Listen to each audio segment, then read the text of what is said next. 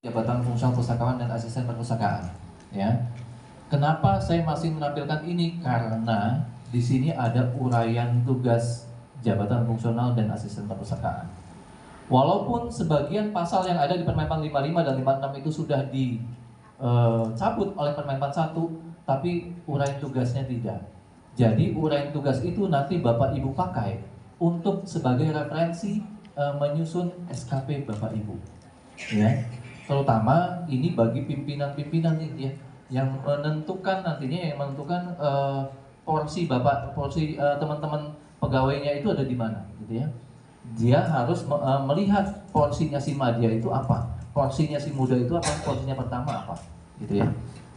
Lalu Permen 46 tentang sistem pengelolaan kinerja pegawai aparatur sipil negara, di mana di Permen 46 itu ada tahapan-tahapan pengelolaan kinerja Bapak Ibu ya, dari perencanaan, pembuatan SKP, penetapannya gitu ya. Lalu pelaksanaannya ada di dalam pelaksanaannya ada mentoring, ada coaching, lalu ada evaluasi, seterusnya sampai dengan reward and punishment. Ya, kita mengacu pada Permen 46.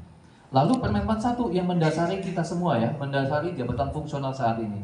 Yang mana di Permen 41 ini fundamentalnya jabatan fungsional aturan fundamentalnya terkait jabatan fungsional ya, di mana tadi pengelolaan kinerjanya mengacu pada Permen 46, nanti penentuan angka kredit yang didapat itu nanti mengacu pada KBKN 3 tahun 2023 yang baru terbit kemarin ya. Itu juga diamanahkan di Permen 41. Nah, selanjutnya peraturan BKN nomor 3 tahun 2023 tentang angka kredit kenaikan pangkat dan kenaikan jenjang dan jabatan fungsional.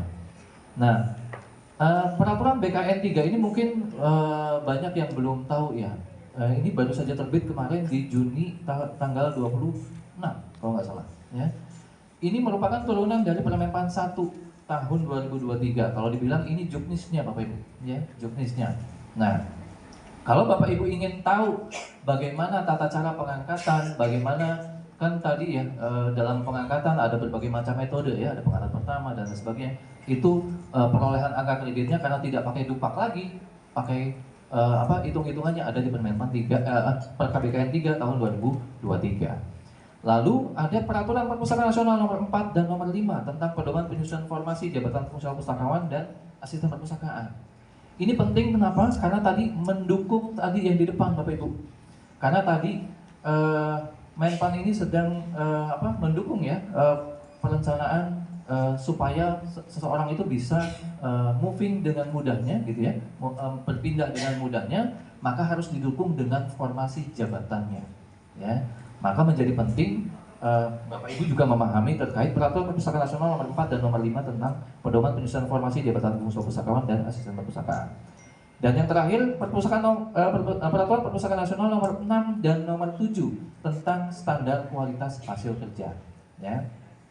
Di sini di SKHK ini ada kriteria hasil kerja ya, dimana kalau si level sekian maka hasil kerjanya ini ya, kalau level sekian hasil kerjanya ini gitu ya. Butir ini misalnya butir A misalnya ya, kalau dikerjakan maka yang dimungkinkan hasil keluarannya adalah ini gitu ya. Itu menjadi panduan nantinya bagi pimpinan atau bagi kita nanti menyusun SKP ya, dalam menyusun SKP maksud saya. Jadi misalnya Bapak Ibu menyusun SKP ada indikator-indikator ya, gitu ya. Ada hasilnya apa, jadi Bapak Ibu bisa menggunakan SKHK ini selain tadi Permenpan 55 dan 56 ini sebagai referensi Bapak Ibu menyusun SKP Bapak Ibu supaya bisa mempertajamnya. Nah, next